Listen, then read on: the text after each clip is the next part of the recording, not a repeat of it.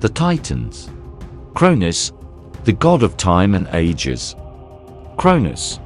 Saturn was the Titan god of time and ages, and was above all associated with the destructive force of time, which sooner or later consumes everything.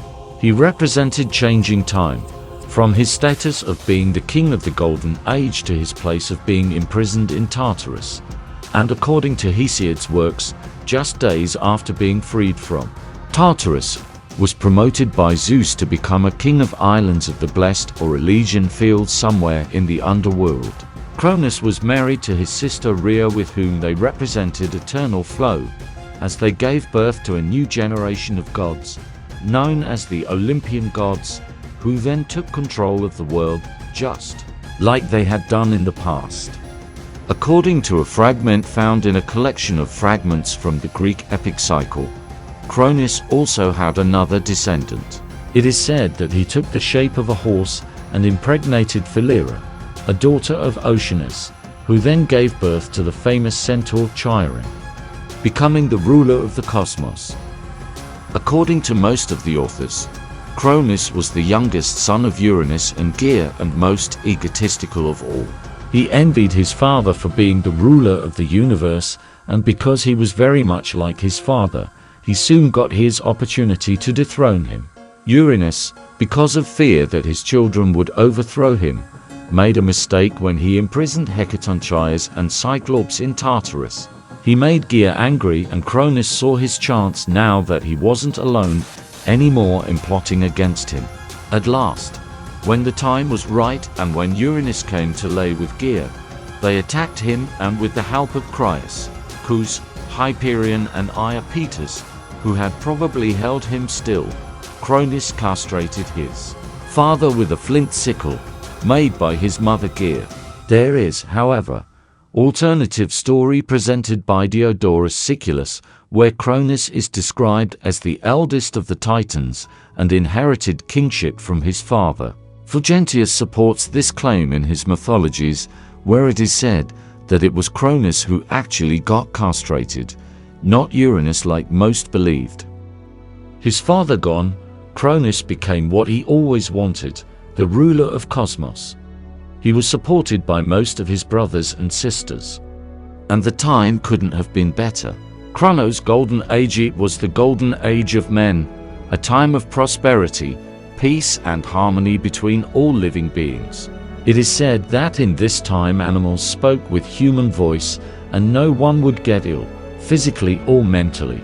They had lived in harmony and in abundance of everything, and even when they had died, death came peacefully during sleep.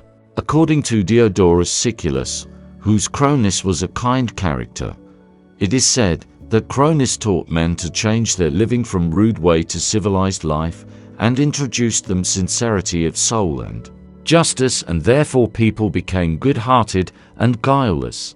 Now back to the mainstream story. All living beings were happy and pleased during this age, and even Cronus got himself a bride who appeared to be his sister Rhea. Together they made it possible for 6 children to be born, but before they were born, Uranus and Gaia have foretold a future which disturbed Cronus very much. And instead of living an abundant and peaceful life in harmony, things changed for the worst. When Rhea was pregnant, Cronus was prophesied of being dethroned by one of his sons. He had no plan of letting it happen, and he swallowed Poseidon, Hades, Hestia, Hera, and Demeter at the very moment they were born, not even checking whether it was a boy or a girl. Rhea became mad and bore Zeus in secrecy and gave her husband a stone in swaddling clothes to swallow. Cronus continued to believe that he was safe from the prophecy. Meanwhile, Zeus grew up and came to free his brothers and sisters. He mixed an elixir into his father's drink, who later vomited up all of his children. They then all supported Zeus and rebelled against their father and the Titans. Soon after the war broke out, Cronus acted recklessly with too much pride.